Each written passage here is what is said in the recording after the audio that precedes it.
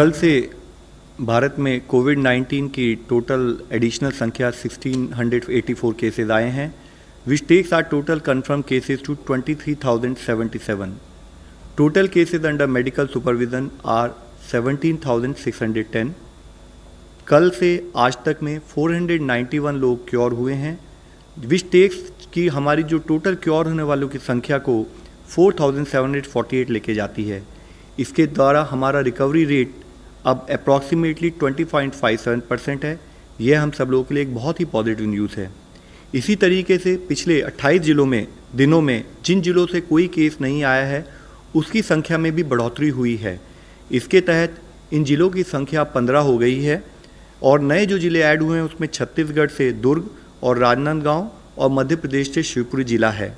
अब तक देश में टोटल 80 डिस्ट्रिक्ट्स ऐसे हैं जहां इससे पहले केस आए थे, लेकिन पिछले 14 दिनों से वहां पर कोई केस नहीं आया है और हम सबका प्रयत्न होना चाहिए कि ऐसे जिलों की संख्या निरंतर बढ़ती रहे.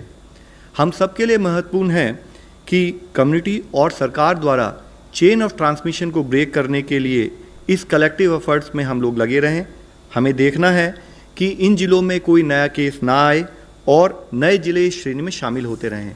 जहां तक वो ज़िले हैं जिनमें अभी तक कोई केस आज तक रिपोर्ट नहीं हुआ है, यह महत्वपूर्ण है कि वे ज़िले ग्रीन जोन में ही बने रहें और कोई भी इम्पोर्टेड केस उस ज़िले में ना आए. आज माननीय स्वास्थ्य मंत्री जी ने राज्यों के स्वास्थ्य मंत्रियों और मेडिकल एजुकेशन मंत्री साथ में हेल्थ सेक्रेटरीज के साथ वीडियो कॉन्फ्रेंस के माध्यम से कोविड-19 के मैनेजमेंट एफर्ट्स पर चर्चा की. उन्होंने राज्यों के अब तक के किए प्रयासों के लिए उन्हें धन्यवाद देते हुए कंटिन्यूस अलर्ट रहने की इश्यू जो नीड है उसको हाईलाइट किया. उन्होंने राज्य से अधिक केसेस रिपोर्ट करने वाले या कम डबलिंग रेट वाले जिलों पर ध्यान केंद्रित करने का अनुरोध किया. उन्होंने ये कहा कि हाई केस मॉर्टेलिटी वाले जिलों पर भी ध्यान केंद्रित करने की आवश्यकता है.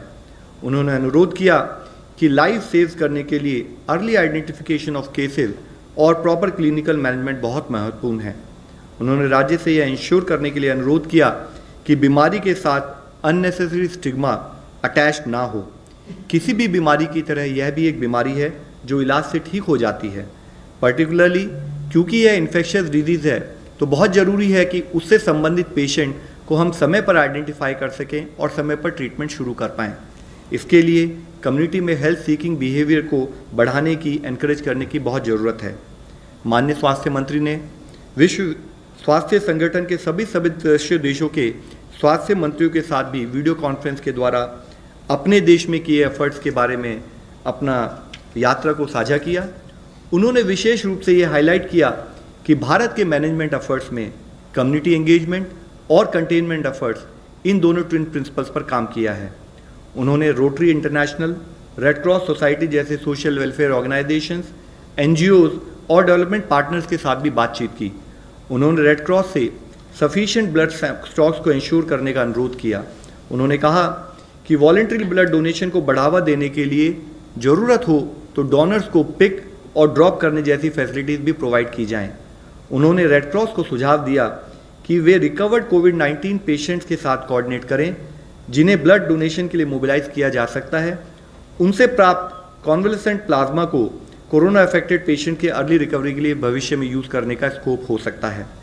माननीय प्रधानमंत्री जी ने माननीय स्वास्थ्य मंत्री जी ने नागरिकों के सवालों का तेजी से जवाब देने के लिए कोविड-19 सेवा ट्विटर हैंडल शुरू करने की घोषणा भी की, जिससे कि ट्रेंड एक्सपर्ट द्वारा रियल टाइम में ऑथेंटिक हेल्थ और पब्लिक इंफॉर्मेशन प्रोवाइड की जा सकती है. आज माननीय प्रधानमंत्री जी ने देश भर के पंचायत के सरपंचों के साथ भी वीडियो कॉन्फ्रेंस के जरिए बातचीत की. सरपंचों ने लॉकडाउन मेजर्स को मेंटेन रखने के से संबंधित अपने अनुभवों और प्रयासों को भी शेयर किया. माननीय प्रधानमंत्री जी ने कहा कि संकट के दौरान ही हम बेस्ट और सच्चा पाठ सीखते हैं और कोरोना ने हमें सबसे बड़ा सबक सिखाया है जो है आत्मनिर्भरता. उन्होंने पंचायतों से अपने इंफ्रास्ट्रक्चर को फर्दर मजबूत करने के लिए और बेटर विजिलेंस के लिए corona tracker application Aarogya Setu download करने के लिए और उसको प्रमोट करने के लिए भी अपील की.